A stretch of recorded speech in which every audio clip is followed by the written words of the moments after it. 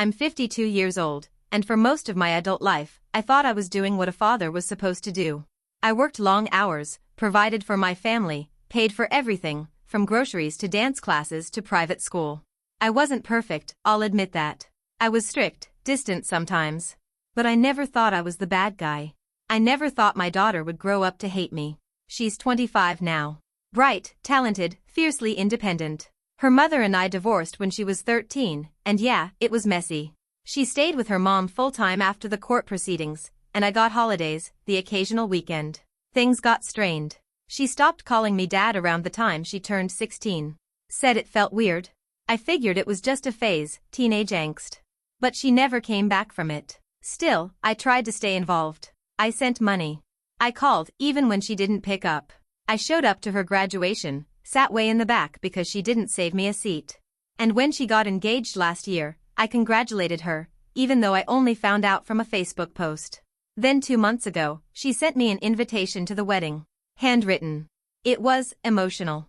She called me dad in the letter. Said she wanted to put the past behind us. Said she wanted me there. I won't lie, I cried when I read it. I even called her, she picked up on the second ring. She sounded nervous but happy.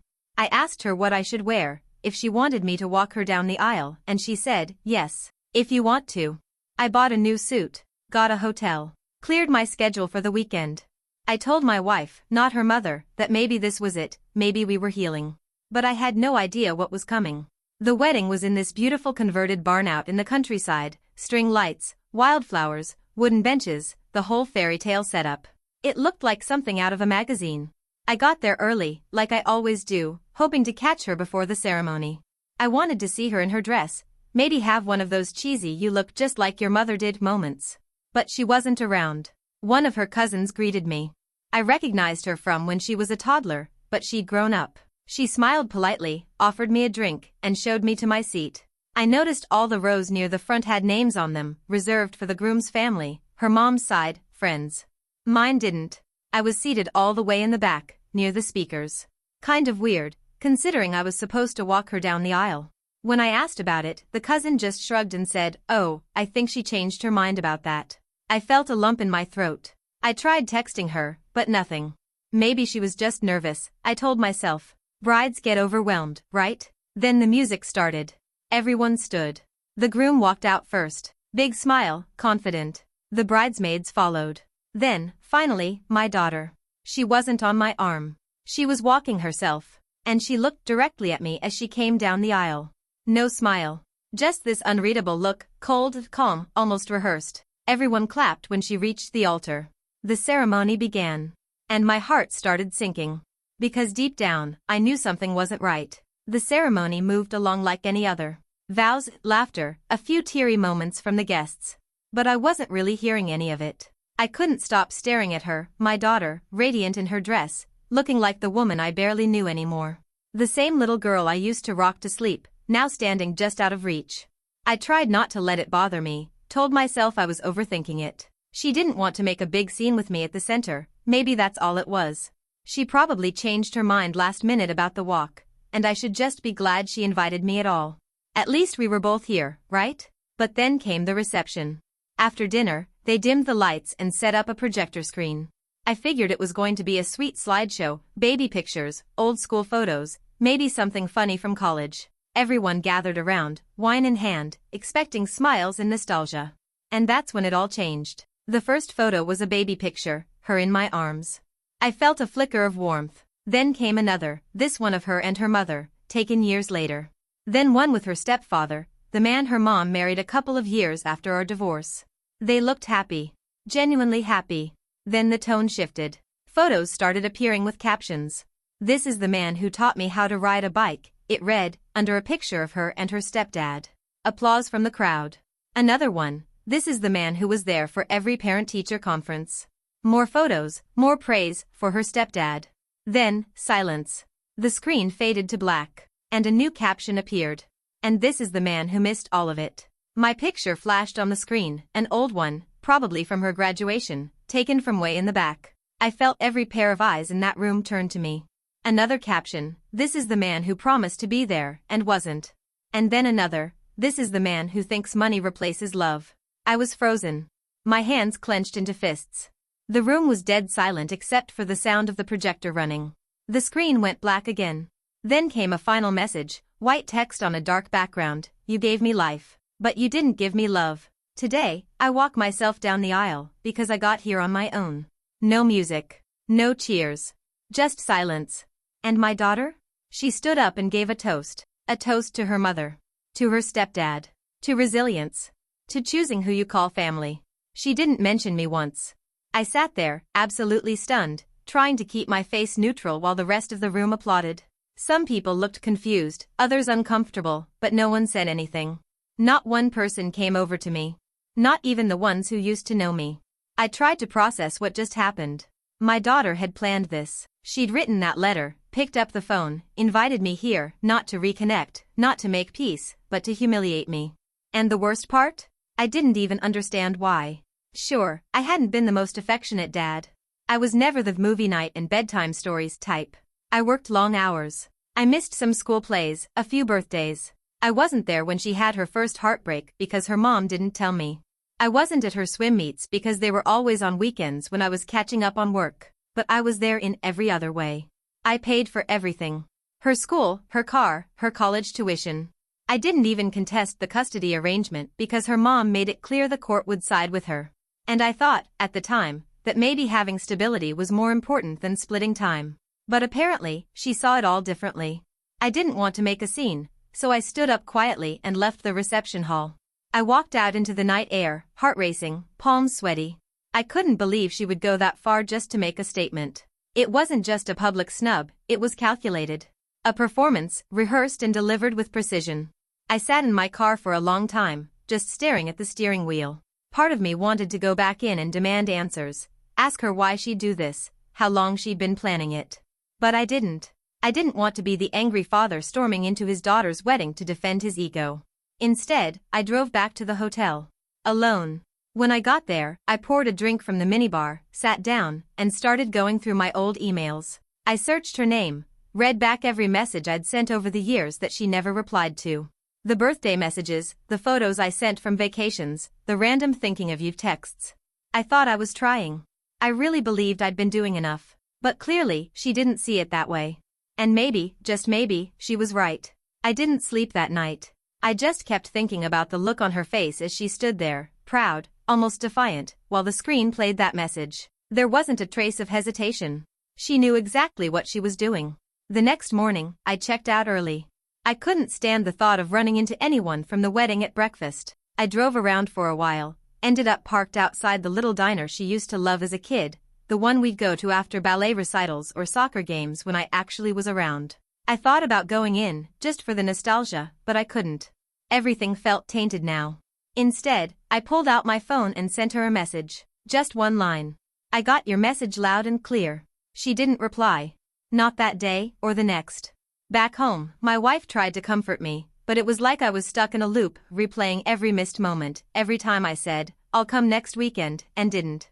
Every voicemail she left that I didn't call back right away.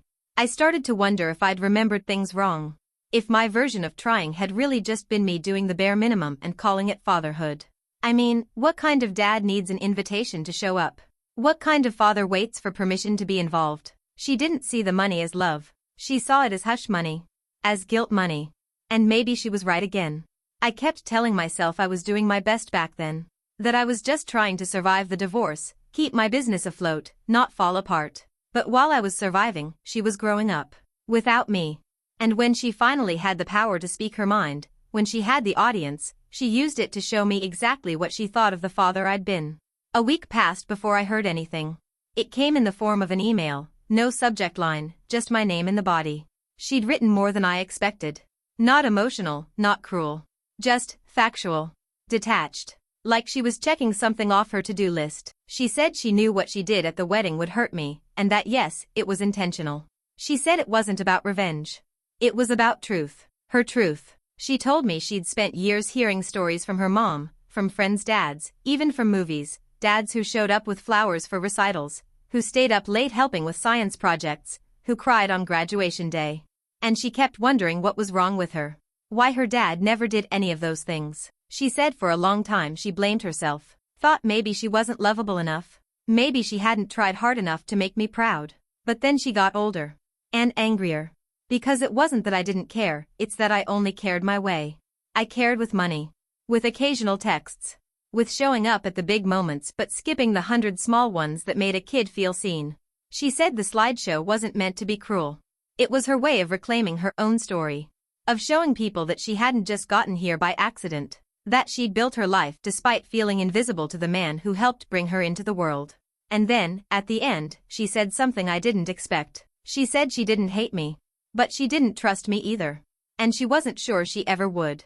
I read that email at least a dozen times. Each line cut deeper than the last, not because she was angry, but because she was calm. That kind of calm only comes from someone who's already buried the emotion and moved on. I wanted to reply. God, I wanted to write a novel, apologies, justifications, explanations. I wanted to tell her about the nights I stared at her baby pictures when she was with her mom, the times I sat in my car outside her school just to catch a glimpse of her. I wanted to tell her how hard it was for me too. But I didn't. Because that wasn't what she needed.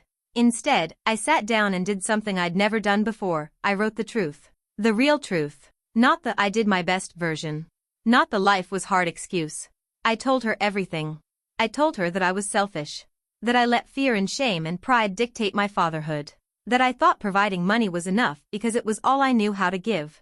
I admitted that I stayed away because every time I looked at her, I saw the version of myself I was supposed to be, and that terrified me. And then, I said something I'd never said to her before. I told her I was sorry. Genuinely sorry. Not for the wedding. Not for the email.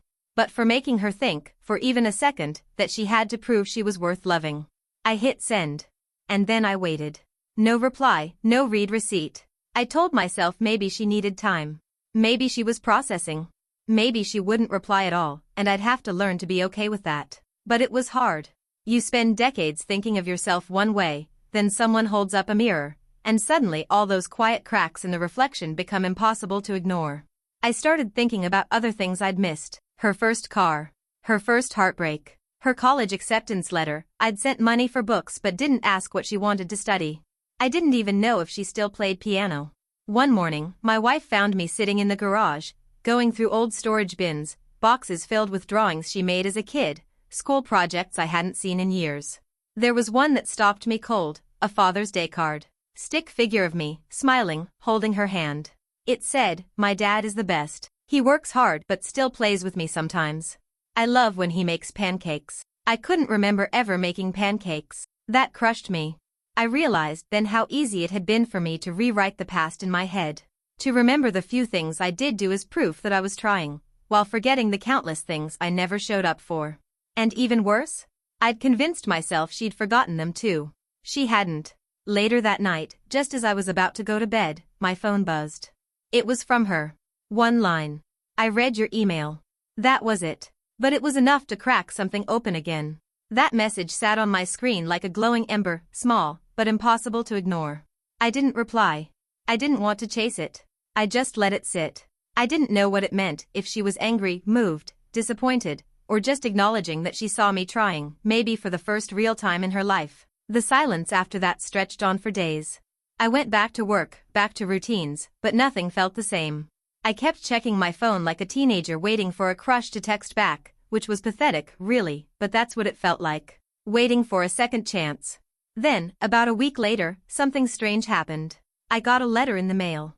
Not a bill, not junk. A real letter. Handwritten. From her. It wasn't long.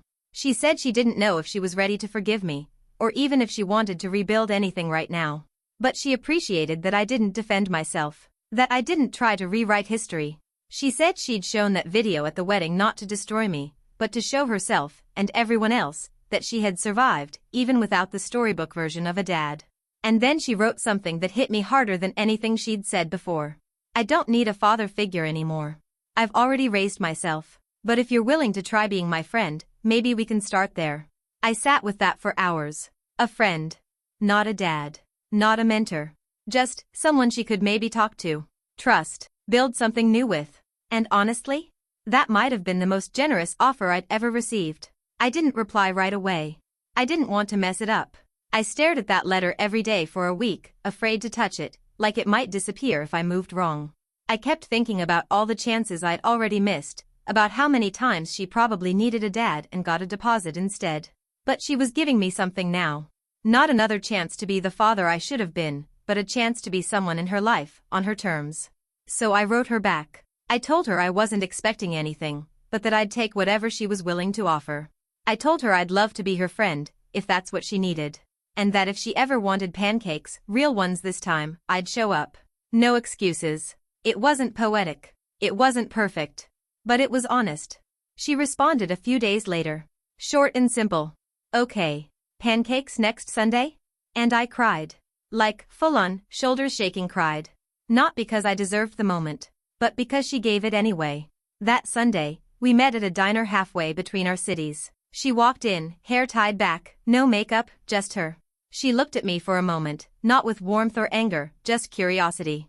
Like she was finally seeing me as a person, not a ghost from her past. We talked for 2 hours. About small stuff mostly. Work, her dog, a book she was reading. Nothing heavy. But it was real. Easy. Unforced. When the check came, she reached for it. I stopped her. She smirked and said, "Old habits die hard, huh?" I laughed. I didn't even realize how much I'd missed hearing her voice. As we walked to our cars, she turned and said, "Same time next week?" And for the first time in a long time, I didn't feel like I was holding on to something already lost. I just nodded and said, "Yeah. I'd like that." I don't know what we'll become, if we'll ever have a traditional father-daughter relationship again. Maybe we won't. But she's not 13 anymore. She's grown. She doesn't need saving. She just needs someone to show up when it counts. And now? I finally plan to.